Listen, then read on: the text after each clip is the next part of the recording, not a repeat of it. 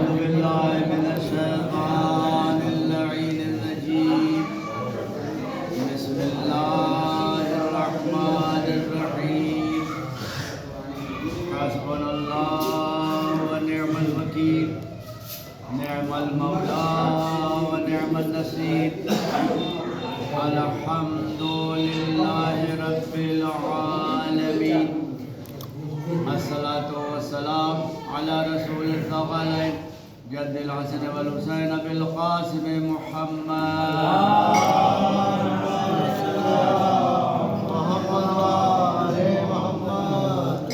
وآل الطيبين الطاهرين واللعنة الدائم على أعدائهم أجمعين أما بعد فقد قال سبحانه وتعالى بسم الله الرحمن الرحيم فاسألوا أهل الذكر إن كنتم لا تعلمون صلوا على اللهم صل على محمد وآل محمد. عزیزان گرامی، یقیناً درس کا دو حصہ ہے، ایک فضائل اور ایک مسائل۔ فضائل میں اخلاقیات، کردار اور اسلام و اسلامیات و دینیات کی باتیں، اور مسائل میں مختلف مسائل جو کہ ہمارے لیے سال بھر ضروری ہے تو وہ ہمارے ذہن میں ہونا چاہیے، لہذا اس کی ہر سال تکرار کرائی جاتی ہے۔ فضائل میں آپ کو یاد ہوگا کہ ماہ مبارک رمضان کے سلسلے میں اللہ تعالیٰ اس پر عمل کرنے پر جزا کیا دے گا۔ چونکہ کل مجلس ہو گئی تھی تو کل سلسلہ یہ رک گیا تھا، وہاں پر دوسری بحث تھی، لہذا ماہ مبارک رمضان کے سلسلے میں سب سے پہلی بات یہ کہہ دی جائے کہ جو لوگ اللہ تعالیٰ کی دعوت پر لبیک کہہ رہے ہیں، جو بلانے پر پہنچ رہے ہیں، اور اللہ تعالیٰ نے خود کہہ دیا ہے کہ دیکھو جب بھی تمہارا پروردگار تمہیں بلائے، تمہارا رسول تمہیں بلائے تو تم اس کی دعوت پر لبیک کہو، لما یحییکم، تاکہ اللہ تعالیٰ اس کے ذریعے سے تم کو حیات دے دے۔ یعنی پتہ چلا کہ یہاں آنے سے خود بندے کا فائدہ ہے، خدا کا فائدہ نہیں، رسول کا فائدہ نہیں۔ ہم آئیں گے تو ہم کو حیات جاویدانی مل جائے گی، ہم کو زندگی مل جائے گی، اور قرآن مجید نے صاف کہہ دیا ہے۔ لہذا یہاں پر ہم کو دعوت دی گئی ہے، اللہ تعالیٰ نے فرمایا ہے رسول اللہ کے ذریعے سے،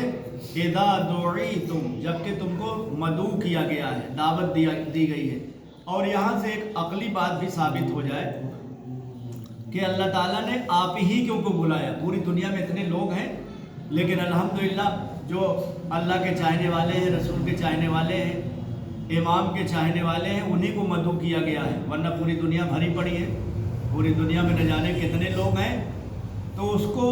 اگر آپ عقلی طور پر غور فرمائیں تو آپ کو واضح ہو جائے گا کہ ایک باپ کے اگر 4 بیٹے ہوں، 5 بیٹے ہوں، تو باپ چونکہ بچپن سے دیکھ رہا ہے، پیدائش سے اپنے بچوں کو دیکھ اور سمجھ رہا ہے، لہذا بڑھاپے پر پہنچتے پہنچتے اپنی بات اسی سے کہے گا جو بیٹا بات مانتا ہو۔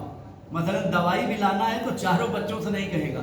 ایک سے کہے گا۔ اب پتہ چلا کہ 3 بچوں کو کیوں چھوڑ دیا، تو کہے گا کہ چونکہ یہ بیٹا میرا زیادہ کہنا مانتا ہے، یہ میری اطاعت کرتا ہے، تو جو اطاعت کرتا ہے اسی کو دعوت دی جاتی ہے۔ تو اللہ کے بندوں میں صرف یہی مولا کے چاہنے والے ہیں جو اس کی اطاعت کر رہے ہیں، جس پر روزہ بھی ہے، جس پر نماز بھی ہے، جس پر عبادت بھی ہے۔ تو یہ لیاقت ہے آپ کی، اللہ تعالیٰ نے آپ کو لائق سمجھا ہے، ورنہ دوسرے نہ جانے پتہ نہیں کتنے دنیا میں گھوم رہے ہیں، پڑے ہوئے ہیں، جن کی کوئی حیثیت نہیں ہے، ان کو گویا یہ دعوت میں شریک ہی نہیں کیا گیا ہے۔ آپ کو بلایا گیا، لہذا اس نے کہہ دیا یا ایھا الذین آمنو، اے ایمان لانے والو، اذا کتب، جب کہ تمہارے اوپر لکھ دیا گیا ہے، یعنی تمہارے اوپر روزہ فریضہ اور واجب قرار دے دیا گیا ہے، کما کتب علی الذین من قبلکم لعلکم تتقون، جیسا کہ تمہارے پہلے والوں پر بھی یہ فریضہ اللہ تعالیٰ نے دیا۔ تو البتہ یہاں روایت میں ہے کہ جب چھٹے امام سے پوچھا گیا کہ مولا یہ بتائیے کہ یہ روزہ اتنی اہم بات ہے، اس میں تو کیا پرانے لوگ اتنے ناہنجار تھے، اتنے ناپکار تھے، کتنے گئے گزرے تھے، کتنے عذاب قرآن مجید میں آئے آپ دیکھیں، چونکہ ان کی ناپکاریت کی وجہ سے، ان کی ناہنجاریت کی وجہ سے، کہ اتنے زیادہ وہ فتین و فسادی لوگ تھے کہ جانتے ہی نہیں تھے کہ دین کیا، اسلام کیا۔ پوری زندگی نبیوں کی گزر جاتی تھی، ان کو خبر ہی نہیں ہوتی تھی، 950 साल गुजार दिया, 750 साल गुजार दिया, आखिर में शहीद कर दिए गए। तो उम्मत में पता चला कि कोई सुधार आ ही नहीं पाता था। लिहाजा जब इमाम से पूछा गया कि मौला ये बताइए कि जो यहाँ पर कहा कमा कुतिबा अलल्लज़ीना मिन क़ब्लिकुम, जैसा तुम्हारे पहले वालों पर भी रोज़ा फ़र्ज़ था, तो इमाम ने जवाब दिया कि फ़र्ज़ था लेकिन सब पर नहीं था, सिर्फ नबियों पर था। जितने भी नबी आदम से लेकर के अभी तक चले आए हैं, ये रोज़ा सब पर वाजिब करार दिया गया था। यानी उम्मत इस काबिल नहीं थी। तो अल्हम्दुलिल्लाह दूसरा नुक्ता आपके लिए हुआ कि आपकी काबिलियत यहाँ तक पहुँची कि आप नबी के साथ साथ आपको भी रोज़ा रखवाया।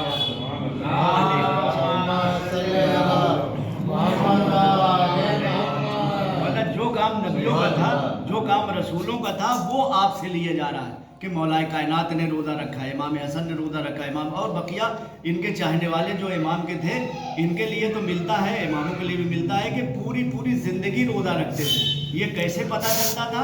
आखिरी वक्त, जैसा कि जनाब नसीबा खातून के लिए, जनाब नसीबा खातून इमाम हसन अलैहिस्सलाम के जो है यानी पोते की बेटी थी, और मिस्र में काहिरा में इनकी क़ब्र मुबारक में बड़ी दुआएं कबूल होती है। उनके लिए मिलता कि इतनी ज़्यादा मोमिना थी कि अपने घर में उन्होंने अपनी कब्र बना रखी थी। तकरीबन 15 साल उन्होंने मिस्र में गुजारा है, काहिरा में 15 साल तक कब्र में बैठ करके 1800 मरतबा उन्होंने कुरान पूरा किया है कि इस कब्र में हमारा दफीना होगा। तो इतनी ज़्यादा मोमिना थी कि आखिरी वक्त जब उनको जो है डॉक्टर ने बताया कि इस वक्त इनके लिए कुछ ना कुछ खाना पीना ज़रूरी है, इसलिए कभी इनसे बोला नहीं जा रहा है, तो उन्होंने इशारा किया कि मुझको कुछ न खिलाया जाए, कुछ न पिलाया जाए। पूछा क्यों? कहा कि मैंने पूरी ज़िंदगी रोज़ा रखा इस नियत से कि अल्लाह से मैं रोज़े में मुलाकात करूं, ये मेरा आखिरी वक्त है, ऐसे मुझे कुछ न दियो जो मुझे मालूम है कि अब मुझे जाना है। तो बहुत सी ऐसी शख्सियात है कि आखिर में उनको कहना, चूँकि रोज़ा बताया था ऐसा अमल है कि जब तक आदमी ज़ाहिर न कर दे किसी को खबर नहीं है।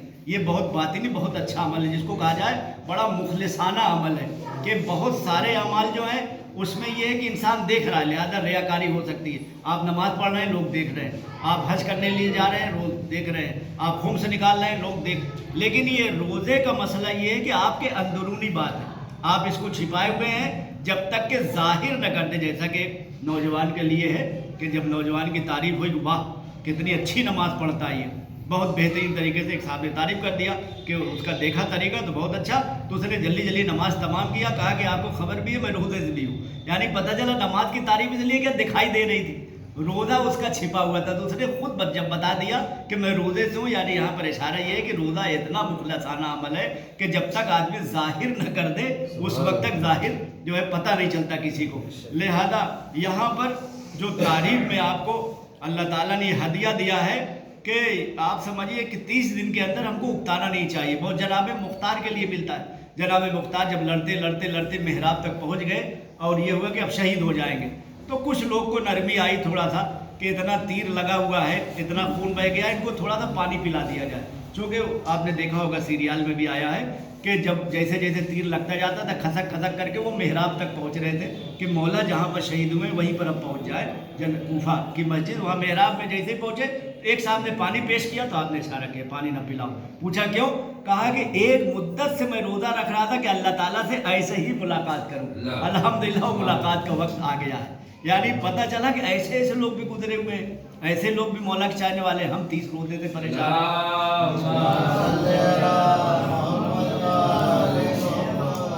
लिहाजा बहुत सी मिसाल दिया है, तो हमने तो सिर्फ बाबिल मिसाल 2 दे दिया, वरना सफीनतुल बिहार अल्लामा साहब ने, शेख अब्बास कुमी रहमान ने 4 जिल्द पर लिखी बहुत मोतबर किताब जिसको सफीनतुल बिहार कहा जाता, उसमें आपने बहुत मिसालें दे रखी हैं कि 1400 साल में कितने लोग ऐसे गुजरे हैं कि जिन्होंने तकरीबन पूरा पूरा रोज़ा ही रख डाला है, सिवाय ईद बकरीद के या 10 मुहर्रम के, पूरा पूरा रोज़ा रख डाला है कि कब इंतकाल हो जाए मालूम नहीं। लिहाजा हम अल्लाह ताला से मुलाकात करें तो ऐसी हालत में करें कि जो अल्लाह की सिफत है, चूँकि और सारे सिफात में हम शरीक नहीं हो सकते अल्लाह के, लेकिन एक सिफत तो उसने खुद शरीक किया है कि अल्लाह वो है जो खाता नहीं है, अल्लाह वो जो पीता नहीं। तो हमको भी 13 घंटे के लिए रोक दिया कि हमारी मिसल तो नहीं बन सकते, मसल हो सकती है तुम्हारी, कि तुम्हारी आँख जो है यकीनन अल्लाह की आँख हो जाए, तुम्हारा हाथ अल्लाह का हाथ हो जाए। लिहाजा यहाँ वो लतीफ़ा भी नहीं हकीकत भी है। एक बच्चे से पूछा गया, बड़ा प्यारा जवाब दिया उसने। एक बच्चे से पूछा गया कि तुम दिन भर में कई रोज़ा रखते हो?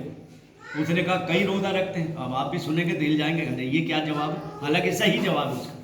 कहा दिन भर में हम कई रोज़ा रखते हैं, इसलिए कि नमाज भी एक है, सारी नमाज एक है, सारी इबादत एक है, लेकिन रोज़े के लिए जुमला सही है कि आप कई रोज़ा रखते हैं। पूछा कैसे बेटा, कई रोज़ा कैसे रखते हैं? कहा चूंकि रोज़ा सिर्फ पेट का नहीं होता है, हाथ का भी रोज़ा होता है, आँख का भी रोज़ा होता है, लिहाजा देखने में एक है लेकिन आँखों का अलग है, हाथ का अलग है, पेट का अलग है, सोच का अलग है, फिक्र का। एक सलवात भेजा।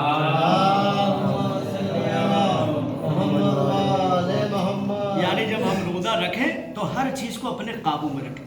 हमारी आँख भी हमारे काबू में रहे, हमारा हाथ भी हमारे काबू में रहे, हमारा नफ्स भी हमारे काबू में रहे। ये काबू में रखने का मतलब ये है कि मौला ने फरमाया कि रोज़ा तुम्हारा सिर्फ भूख और प्यास का नाम नहीं है। रोज़ा का मतलब मुकम्मल तौर पर अल्लाह की बारगाह में अपने आप को हाजिर समझना कि हर वक्त हम अल्लाह ताला की बारगाह में हैं, लिहाजा पूरे आदा और जवारे से हमको रोज़ा रखना। और दूसरे ये कि आयत में जो अल्लाह ताला ने फरमाया, तो यानी जुमला तो कई आया कुरान मजीद, लेकिन जब रोज़े का मामला आया तो अल्लाह ताला ने मुस्लिमू नहीं फरमाया, अल्लाह ताला ने अय्युहल किताब नहीं फरमाया, बल्कि फरमाया या अय्युहल लदीना आमनू, ऐ ईमान लाने वालों, जब तुमसे रोज़ा के लिए कहा जाए तो तुम रोज़ा रख लेना। यानी पता चला कि इस महीने में रोज़ा रख करके हम अल्लाह ताला की इस बात पर पूरे तरह परवरदिगार, तूने मोमिन कहा तो हम मोमिन हैं, हम रोज़ा रख रहे हैं, तूने ईमान वाला कहा है। और हमारे आयतुल्लाह मुस्तैदी ने फरमाया है कि ईमान के अलावा इंसान जब बालिग हो जाए, बालिग का मतलब 15 साल का लड़का हो जाए और 9 साल की लड़की हो जाए, और इसमें एक मसला बयान किया था कि अगर लड़का 15 साल का हो गया और लड़की 9 साल की हो गई तो रोज़ा कुशाई के बहाने से आप उसको न टालें।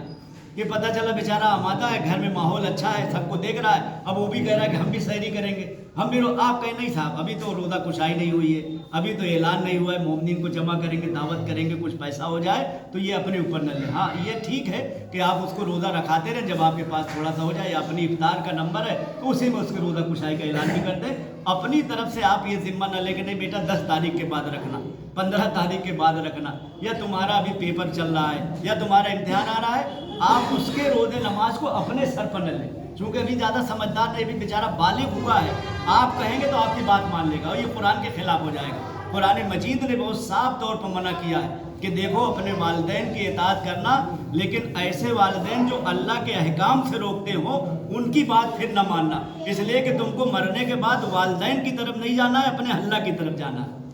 इलैयल मसीर, तुम्हारी मसीर, तुम्हारा ठिकाना हमारी तरफ है। तो पता चला कि अल्लाह ताला ने कहा कि ईमान लाने वालों पर, और शरीयत ने कह दिया कि आकिल हो जाए, बालिग हो जाए, तो पता चला कि रोज़ा रख करके हम साबित भी करेंगे हाँ हम जो है हद्दे बुलूग में आ गए हैं, अब हम जो है इस लायक हो गए कि अल्लाह ताला के अहकाम पर अमल करें। और तीसरे ये कि शरीयत ने ये कहा कि रोज़ा नमाज या इबादत सब पर नहीं, बल्कि किस पर है, जो अक्लमंद है, जिनको अल्लाह ताला ने अक्ल दिया है। तो रोज़ा रख करके हम अपने आप को अक्लमंद भी साबित करें, नहीं परवरदिगारा तो मुझे अक्लमंद देखना चाहता तो हम तेरे अहकाम पर मुकम्मल तौर पर उतर रहे हैं, हम आकिल हैं, हमको अल्लाह ताला ने अक्ल दिया है। और तीसरे ये कि अगर खुदा न खास्ता कोई धोखा देना चाहता है तो वो अपने आप को धोखा देगा, अल्लाह रसूल को नहीं देगा। आप देखें 11 महीना तक सही रहता है, इधर चांद नजर आया 2-4 दिन पहले परेशान, नब्ज दिखा रहा है, देखो मैं जो है क्या हो गया है, मेरे ये हो गया, डॉक्टर के यहाँ जा रहा है, किसी तरह से कोई डॉक्टर बहाने, हाँ साहब तुम्हारे तो कुछ है, तुम रोज़ा न रखना नहीं, क्योंकि हर इंसान बलिल इंसान वाला नफ्सी बसीरा, हर इंसान अपने बारे में ज़्यादा जानता है, खुद बेहतर जानता है, डॉक्टर के कहने पर नहीं, पहले खुद गौर करें। और बल्कि एक मसला तो आपके जहन में ये भी होगा कि हमको इसलिए डरने और घबराने की ज़रूरत नहीं है कि एक छूट हमको ये भी मिली हुई है कि अगर आप बहुत ज़्यादा परेशान हैं, बड़े ज़माने तक नहीं रख पाए, कुरान हदीस से समझाया गया, अब आपका मूड बन गया है, तो पहले आप एक दिन देख लीजिए 2-3 बजे तक, हिम्मत कर लीजिए आज मैं 2-3 बजे तक कुछ नहीं कहा, देखेगा अच्छा लग रहा है आगे बढ़ाइए उसी,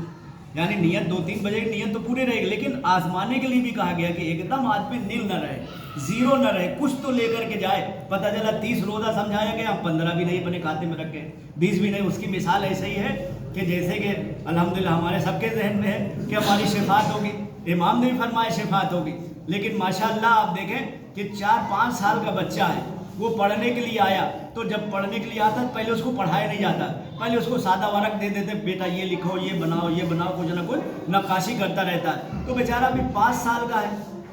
उससे नहीं बन पा रहा है, लेकिन जब पेंसिल खींचेगा और नहीं बन पाएगा तो टीचर देख करके मुस्कुराएगा कि बेटा ठीक है तुमने कोशिश किया, अब लाओ दे दो, आगे हम बना देते हैं। तो अहले बैत भी हमको ऐसे ही देखना चाहते हैं कि नहीं किया है, थोड़ा सा कर लिया, अली आगे बढ़ेंगे, लो थोड़ा सा मेरा अमल ले लो जनाब, लेकिन हम कुछ तो करके जाए। पूरा रोज़ा पता चला 0 है, अली पर भरोसा है, अहले बैत पर भरोसा है, पंजर वो बख्शवा देंगे, नहीं बख्शवाएंगे वो, लेकिन हमको भी कदम आगे बढ़ाना है, हमको भी थोड़ा सा अमल करना है, चाहे मुकम्मल तौर पर न उतरे लेकिन उस पटरी पर चलना है जो कि मौला ने फरमाया आईनूनी, ऐ मेरे चाहने वालों यकीनन अली की तरह तुम नहीं बन सकते। जो अली का तकवा वो अलग है, लेकिन तुम हमारी मदद तो कर सकते हो, हमारे कदम बकदम चलने की कोशिश तो कर सकते हो। थोड़ा कोशिश करोगे तो अल्लाह ताला यही वजह है कि दुआ भी करना चाहिए। क्योंकि बहरहाल